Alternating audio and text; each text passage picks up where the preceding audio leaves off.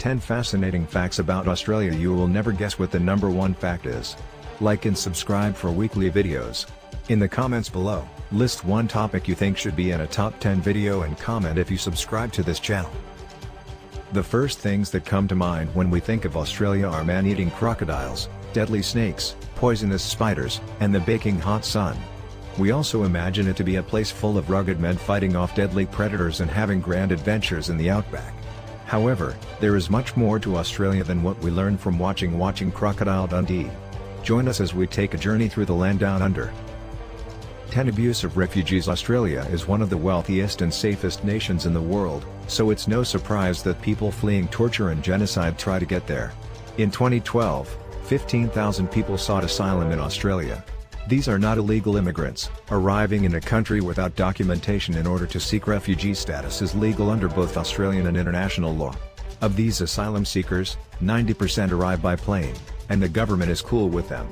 But the other 10% take the perilous journey from Indonesia and dangerous, unseaworthy boats which frequently sink on the way. What does Australia do with these boat arrivals, some of the most vulnerable people in the world? Mandatory, indefinite detention, i.e. prison. The UN calls Australia's treatment of refugees cruel, inhuman and degrading. At Wickham Point Immigration Detention Centre, pregnant women reported constant bullying, including being forced to stand for hours in the heat and being underfed to the point of constant hunger. A woman whose newborn child is in hospital has been sent back to her detention centre rather than being allowed to stay with the child. The father, also in detention, has not been allowed to visit the child at all. Remember that these people have not broken any laws. Perhaps the saddest story of the Australian immigration system is that of Cornelia Rao. Cornelia was found on the street in a delusional state, muttering in German. Immigration officials, assuming she was a German who had overstayed her visa, locked her up in Brisbane Women's Prison. But Cornelia was not an illegal immigrant, she was an Australian citizen suffering from schizophrenia. Despite the fact that Germany could find no record of the woman she claimed to be, immigration refused to consider the possibility that she was Australian. Of course, in prison without her medication, her behavior became even stranger, but the officials saw this as further proof of her untrustworthiness. Cornelia Rao was never charged with any crime, yet she spent almost a year in prison thanks to an inept and cruel system. 9 World's longest fence. Australia has 75 million sheep, kept for both meat and wool, and almost all of them are in the southeast of the continent. The export of wool in particular is very important to the Australian economy. The problem? Wild dogs called dingoes are also in abundance, and they consider sheep to be a tasty snack. To prevent their sheep becoming a meal for hungry predators, the Australians started building fences to keep the vermin out. The fence was originally intended to be rabbit-proof, but in this it totally failed.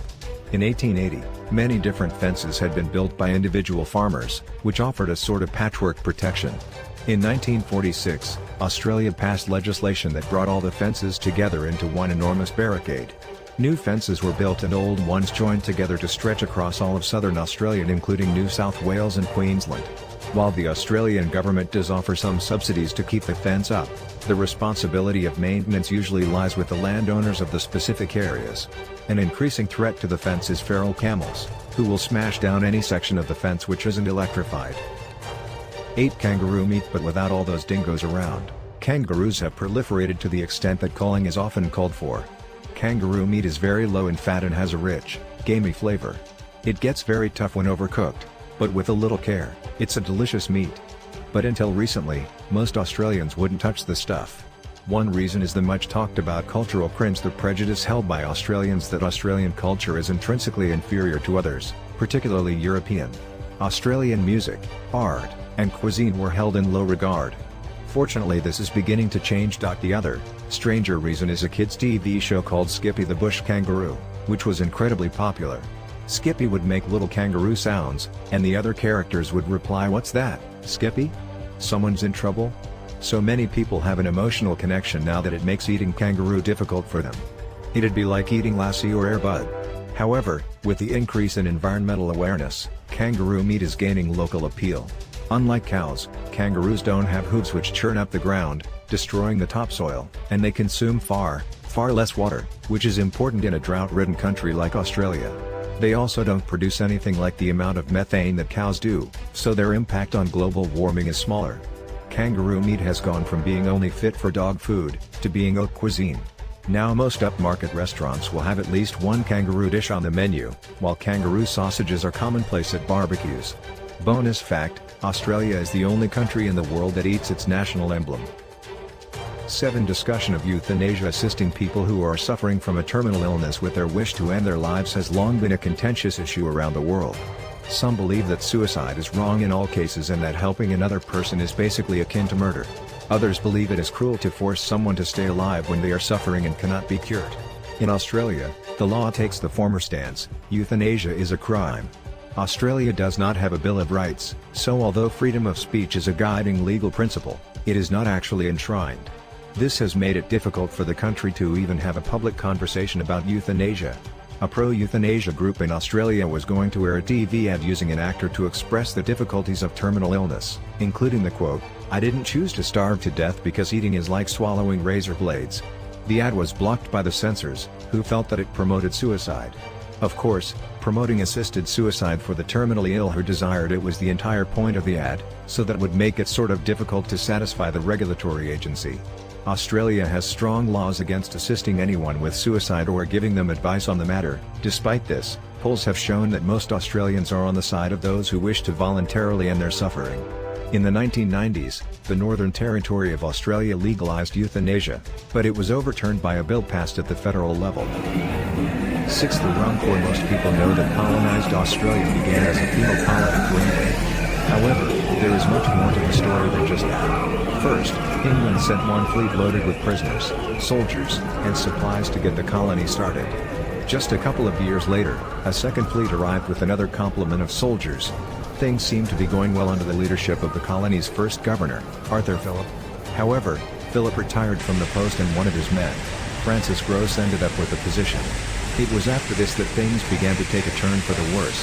The second fleet of soldiers, known as the New South Wales Corps, was now basically completely in control of the new colony, and began abusing their power. Rum became the main currency and was used to pay prisoners for menial labor. By keeping a tight hold on the rum trade, the newly nicknamed Rum Corps had control over swaths of land, supplies, and labor. Eventually England had enough of this nonsense and sent Admiral William Bligh to destroy the power of the Rum Corps and its leader John MacArthur. Admiral Bligh had dealt with a mutiny aboard his ship the HMS Bounty only 15 years prior, but was still not quite ready for further traitorous behavior. The Rum Corps refused to go down easy, and after putting up with interference for a couple of years, they staged a takeover. Bligh was found cowering under his bed and imprisoned. It was the only successful armed takeover of government in Australian history. The Rum Rebellion was an ideological battle between the British government, which wanted to keep Australia as primarily a prison colony, and the new generation of entrepreneurs who wanted to open the country up into an independent economy. Although often overlooked, it was a pivotal event in the shaping of Australia's identity. 5. Ugg Boots. Ugg boots were first created by Australian farmers, who used sheepskin to stay warm. As the years went by, many Australian surfers also cottoned onto using them for their warmth-giving properties. Although popular in America, most Australians consider them too dowdy to be worn outside the house. So how did they get the reputation for being fashionable in the US? When the boots landed on American shores, a company named Decker decided to copyright them, and after a marketing blitz in which some celebrities endorsed the product, they became a runaway hit. Decker got greedy, and quickly started trying to shut down Australian manufacturers of Ugg boots, for using the now trademark name. To the Australian manufacturers the claim was ludicrous, as they had been selling the boots for many years already. The Australian manufacturers took their claim to court, explaining that Ugg was actually just a slang word for ugly, and thus the trademark was invalid. Fortunately for the Australians, the court sided with them. 4. Crazy cult nuclear tests. It should come as no surprise that unanswered questions abound in all the vast nothingness of the Australian outback. With all that space to roam, there's bound to be some dirty dealing going on, at least, that's what one theory says about the mysterious events of May 28, 1993. Some of the accounts of that day could point to a possible nuclear explosion. Now, if you have any confidence in the Australian government, though you may not after reading about their treatment of immigrants, you might not worry about this. Only problem is, the government had nothing to do with it.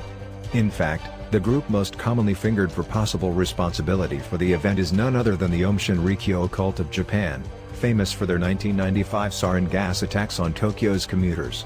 The disturbance in question was a measurable seismic event, detected by multiple government seismometers in the area.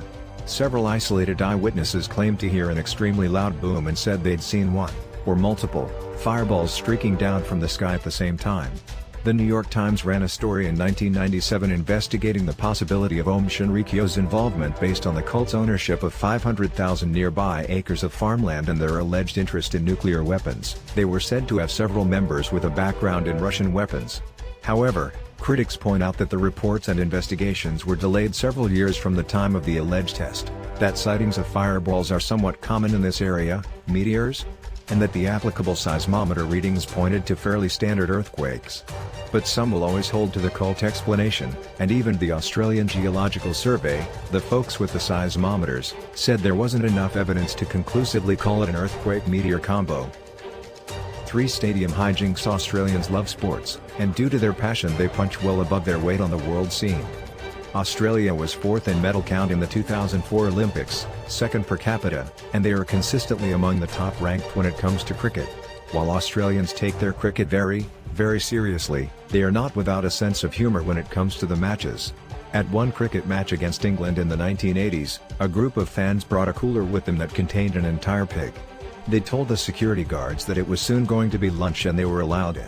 However, it turned out that the pig was part of an elaborate practical joke. To make it appear that the pig was dead, they had given it an anesthetic. Later in the match, when the pig had awoken, it was released onto the pitch with the names of 2 of England's chubbier players inscribed on its sides. Everyone had a good laugh, but no one knows what happened to the pig. 2 drop bears. You probably know that Australia has some of the more deadly animals in the world, and the drop bear ranks among them. Drop bears are similar in appearance to koalas, but much larger. Unlike the herbivorous koala, drop bears are predatory, and have the powerful jaws and razor-sharp claws to match. They are known to drop from the trees and often take bushwalkers completely by surprise.